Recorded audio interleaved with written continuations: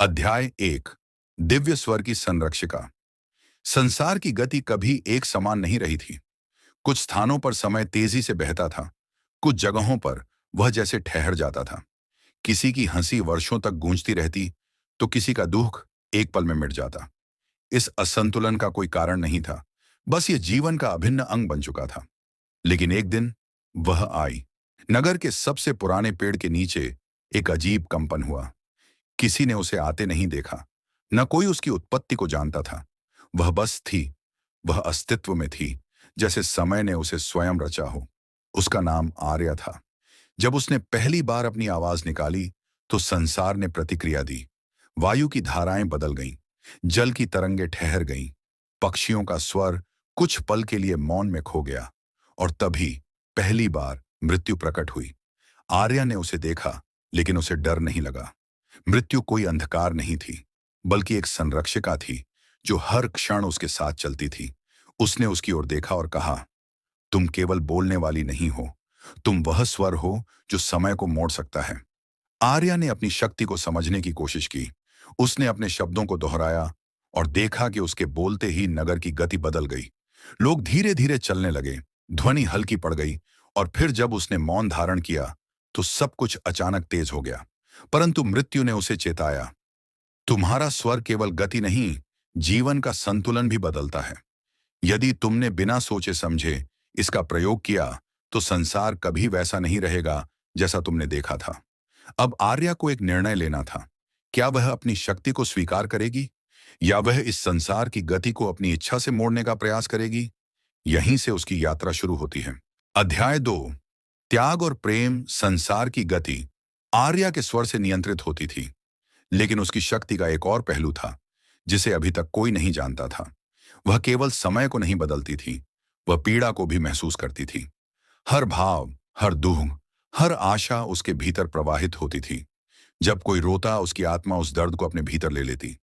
जब कोई निराश होता, उसका हृदय उस निराशा को समाहित कर लेता। लेकिन बदले में वह हर व्यक्ति को सुख और आनंद प्रदान करती थी। यही उसका ईंधन था, यही उसकी शक्ति थी। शुद्ध प्रेम का प्रतिबिंब। मृत्यु ने उसे देखा और कहा, तुम केवल शक्ति नहीं हो, तुम प्रेम की परिभाषा हो। लेकिन तुम्हें यह समझना होगा कि प्रेम केवल देना नहीं होता, उसमें संतुलन भी आवश्यक होता है।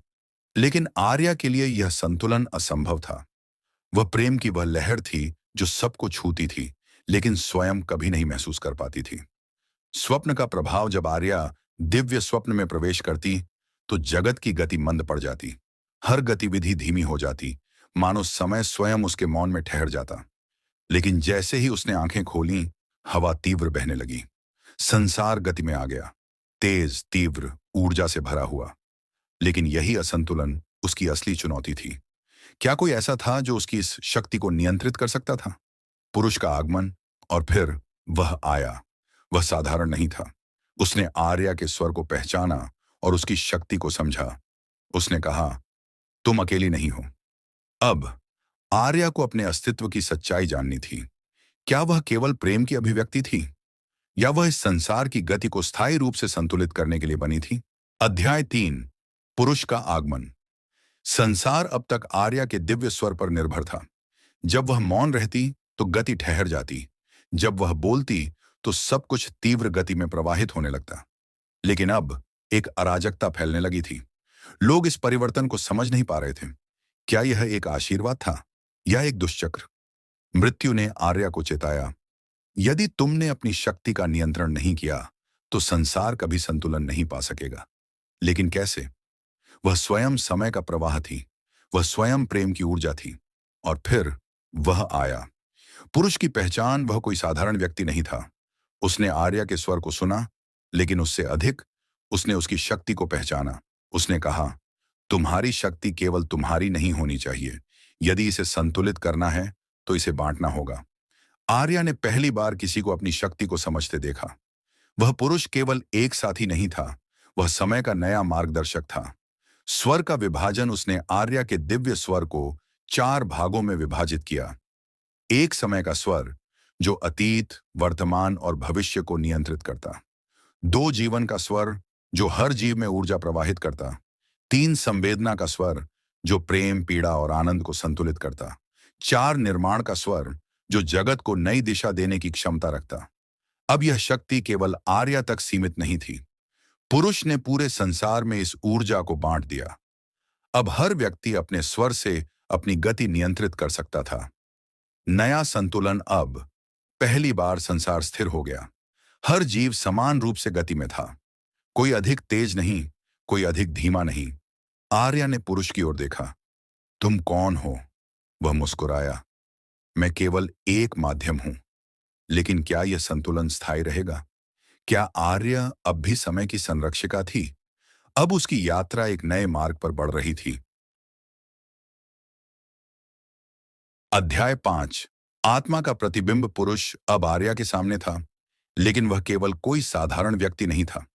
वह उसका प्रेम था, उसकी गहराई, उसकी संवेदना, उसके भीतर का प्रकाश।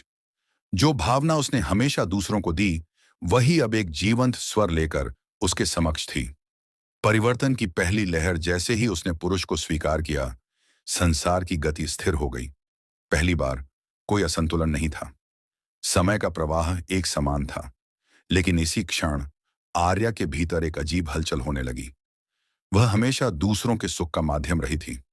अब वह स्वयं उस प्रेम को महसूस कर रही थी। मृत्यु का अंतिम उत्तर। मृत्यु ने आर्या की ओर देखा। अब तुमने संतुलन पा लिया है, लेकिन याद रखो, हर संतुलन एक नई शुरुआत की मांग करता है। आर्या अब समझ चुकी थी। उसकी यात्रा केवल समय को नियंत्रित करने की नहीं थी। वह स्वयं प्रेम और संतुलन की ऊर्जा थी। लेकिन अब एक अंतिम निर्णय लेना था। क्या वह संसार को अपनी शक्ति हमेशा के लिए सौंप देगी?